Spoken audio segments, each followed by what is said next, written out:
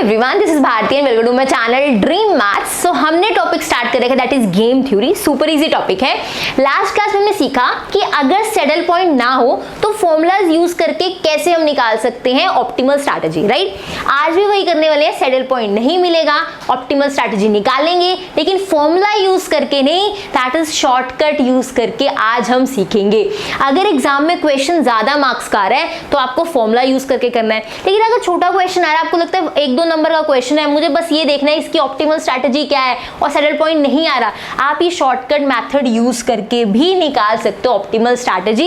ये आपको बहुत काम आएगा शॉर्टकट मेथड आगे भी, तो ध्यान से चीजें समझना आगे, मतलब पेपर में। चलिए फिर करते हैं स्टार्ट। ये हमारे पास क्वेश्चन है, विदाउट यूजिंग फॉर्मूलाज कैसे ऑप्टिमल स्ट्रैटेजी निकालेंगे वो ध्यान समझना।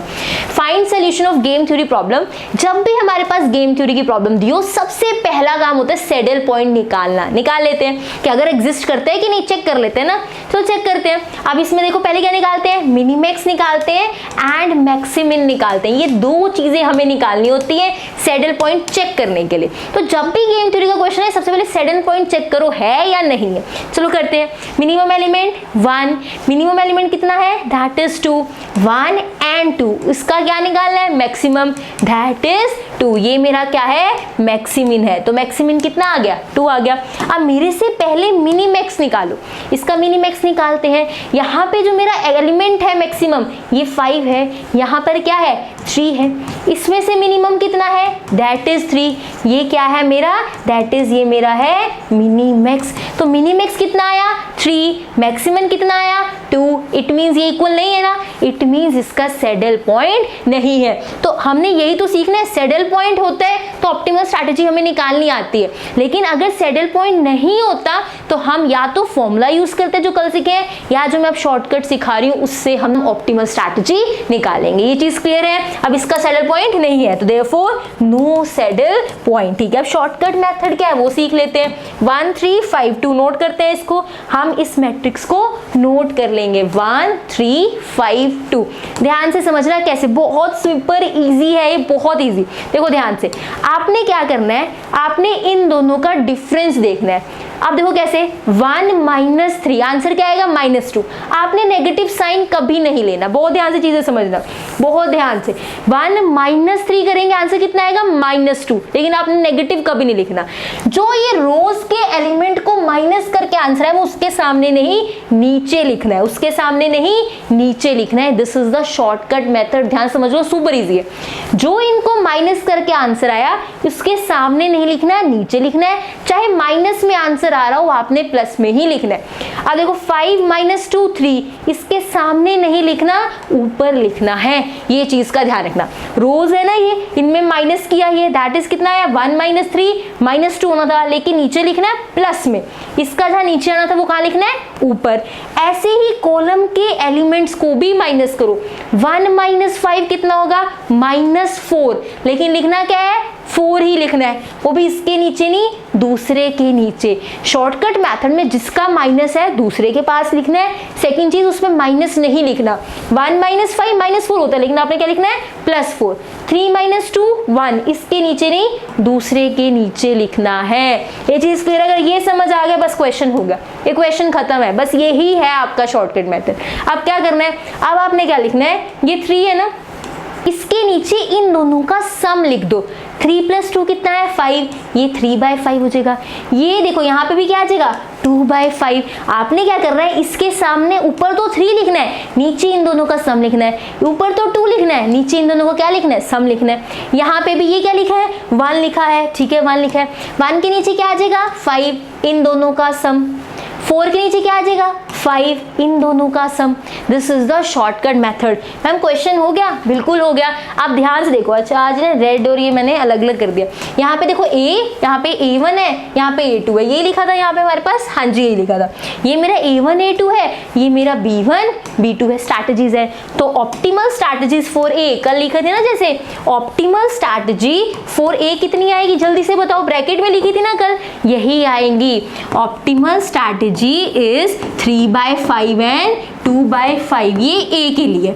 Optimal strategy for A is 3/5 and 2/5। Similarly optimal strategy for B, अब किसके लिए निकाल रही हूँ, B के लिए निकाल रही हूँ दैट इज कितनी दे रखी है 1/5 4/5। इस शॉर्टकट मेथड से आपने ऑप्टिमल स्ट्रैटेजी निकाल ली। जब सैडल पॉइंट नहीं होता तब वो मिक्स स्ट्रैटेजी का क्वेश्चन बन जाता है, वहां पे एक स्ट्रैटेजी नहीं मिलती। तो हम देखते हैं कौन सी स्ट्रैटेजी की कितनी प्रोबेबिलिटी है। तो A1 की कितनी थी 3/5, A2 की कितनी थी 2/5। तो optimal strategy for A 3/5, 2/5। Optimal strategy for B जो यहाँ है 1/5 4/5 वही लिखा है 1/5 4/5। ये चीज क्लियर है। अब मैम वैल्यू ऑफ गेम भी तो होती थी, वो भी सुपर इजी है निकालना। वैल्यू ऑफ गेम कैसे निकालते हैं बहुत ध्यान समझना। हम क्या करेंगे, जो ये लिखा है ना 3/5 इसके सामने चले जाओ, ये क्या लिखा है 1, तो 1 × 3/5 प्लस 2/5 × 5 जो इसके सामने एलिमेंट लिखा होता है 3/5 × 1 प्लस 2/5 × 5 लिख देते हैं। यहाँ पे देखो ये बनेगा 2/5 × 5, यहाँ से क्या बनेगा 3/5 प्लस 10/5। आंसर कितना आ जाएगा 13/5। So value of game is 13/5। कुछ भी मैंने यहाँ पे फॉर्मूला नहीं लर्न करना, सिंपल माइनस करने हैं, ठीक है। लिखना उसके सामने नहीं, नीचे लिखना है, नीचे वाले का ऊपर लिखना है। कोई भी आंसर यहाँ माइनस में नहीं होना चाहिए। और फिर 3 इन दोनों का सम, 2 इन दोनों का सम। ये ऑप्टिमल स्ट्रैटेजी A की है, ये ऑप्टिमल स्ट्रैटेजी B की है।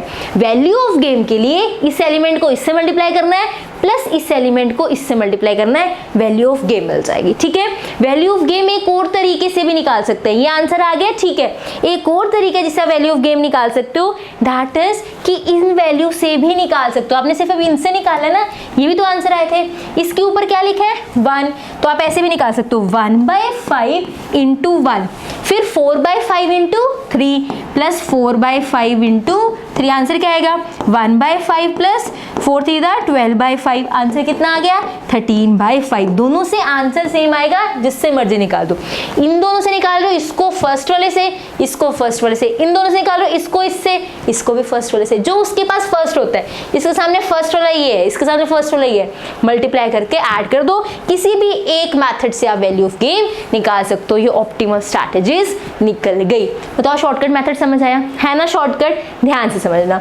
अब चलते हैं नेक्स्ट क्वेश्चन पे।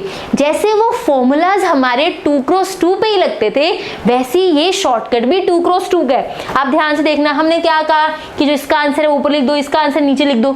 लेकिन अगर ये 3x3 की होगी तो किसका आंसर कहाँ लिखूंगी? इसमें तो पता है ऊपर वाले का नीचे लिखना है, नीचे वाले का ऊपर लिखना है। जब 3x3 की होगी फिर आंसर कहाँ लिखूंगी? तो ये शॉर्टकट मेथड भी जो है 2x2 की मैट्रिक्स पे लगता है, जैसे वो फॉर्मूलाज 2x2 की मैट्रिक्स पे लगते थे। अब नेक्स्ट क्वेश्चन देखो। अब क्वेश्चन देखो, find solution of game theory problem using arithmetic method. जो हम मेथड सीख रहे हैं शॉर्टकट मेथड, उसको अर्थमेटिक मेथड भी कहते हैं। तो जो यहाँ जहाँ पे भी ये मेंशन हो वहां पे आप शॉर्टकट मेथड ही लगाओ। अब उसने पहले ही बोल दिया अर्थमेटिक मेथड लगाना है, इसका मतलब मुझे सैडल पॉइंट वाला जो सारा प्रोसीजर करना पड़ता है, चेक करना पड़ता है, वो मैं नहीं करूंगी, डायरेक्टली अर्थमेटिक मेथड लगाऊंगी। अब मुझे पता है अर्थमेटिक मेथड भी किस पे लगता है 2x2 पे लगता है ना, वो तो लग ही नहीं सकता 3x3 पे। तो मैं इस 3x3 को चेंज करूंगी, किस में चेंज करूंगी 2x2 में बाय डोमिनेंस मेथड, जो कल हमने सीखा था। तो ये क्वेश्चन से एक शॉर्टकट मेथड की भी प्रैक्टिस होगी, प्लस इस क्वेश्चन में हम क्या सीखेंगे, इस क्वेश्चन में हम डोमिनेंस मेथड की भी एक बार रिवीजन कर लेंगे ताकि चीजें अच्छे से क्लियर हो। मैं ये मैट्रिक्स नोट कर लेती हूँ ताकि फिर हम फटाफट से डोमिनेंस मेथड लगा पाए। सो मैट्रिक्स यहाँ पे मैंने नोट कर ली। अब डोमिनेंस लगाते हैं। पहले रोज कंपेयर करते हैं ना, डोमिनेंस लगाना है तो पहले क्या कंपेयर करेंगे रोज। रोज मिनिमम वाली कैंसिल होती है। रोज कौन सी कैंसिल होती है? मिनिमम वाली। और कॉलम कौन से कैंसिल होते हैं? मैक्सिमम वाले कॉलम कैंसिल होते हैं, ठीक है। अब कंपेयर करते हैं, ये 10 है, ये 13 है, ठीक है, छोटा है। ये 12 है, ये 5 है, ये छोटा है। ये 15 है, ये -2, ये छोटा है। पूरी रो ही हमें स्मॉल मिल गई, सारे एलिमेंट्स ही मिनिमम मिल गए। इसका मतलब हम इस रो को काट सकते हैं, इस रो को कैंसिल कर सकते हैं। तो हम क्या लिखेंगे यहाँ पे, that is A1 is deleted, ठीक है। A1 क्या हो गया? डिलीटेड। क्यों? A1 is dominated by A2। किसके कारण हुई है? A2 के कारण। ये कंपेयर किससे किया है? A2 से। तो वी आर लेफ्ट विद, ये स्टेप नंबर 1 हो गई। स्टेप नंबर 1 है जहां हमने डिलीट कर दी। अब स्टेप नंबर 2 शुरू करते हैं। हमारे पास बचा क्या? 13 16 12 14 15 10 और यहाँ पे बचा है A2 A3 और यहाँ पे B1 B2 B3, right.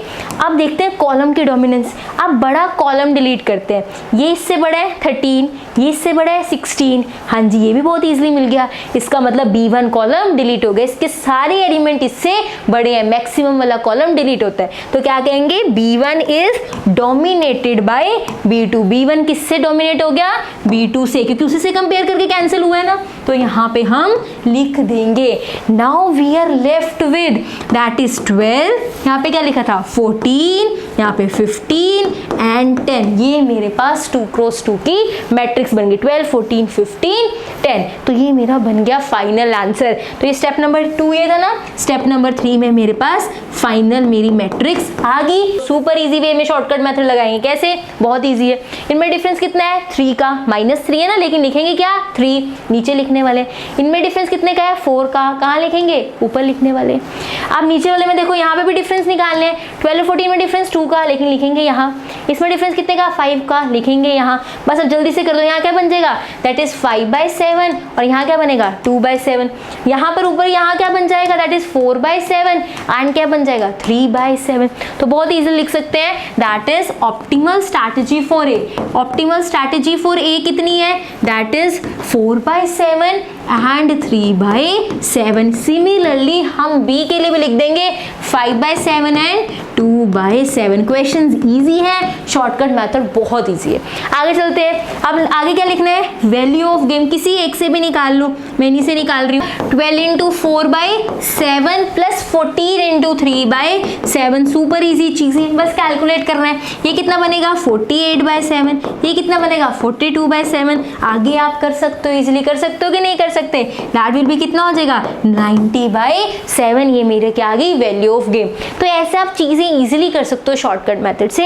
Exam में डिपेंड करता है कि आपको कैसा क्वेश्चन मिला है, कितने मार्क्स का मिला है, सारे मेथड्स आने चाहिए। तो सैडल पॉइंट है वो हमें आता है कैसे निकालना है, value of game, optimal strategy. Saddle point नहीं है तो फॉर्मूला से भी निकालना सीख लिया, लेकिन अगर फॉर्मूला नहीं लगाना, शॉर्टकट मेथड से कैसे निकालते हैं वो भी हमने सीख लिया। सारे मेथड्स हमें आने चाहिए। आई होप आपको चीजें अच्छे से क्लियर हैं। अब नेक्स्ट क्लास में मिलेंगे नेक्स्ट मेथड के साथ। तब तक अच्छे से पढ़ो, प्रैक्टिस करो क्वेश्चंस की। बुक की जो PDF है ऑपरेशन रिसर्च की, सारे क्वेश्चंस आपको सॉल्व मिल जाएंगे उसमें। वो टेलीग्राम चैनल पे है, लिंक डिस्क्रिप्शन में है, जाके अच्छे से पढ़ो।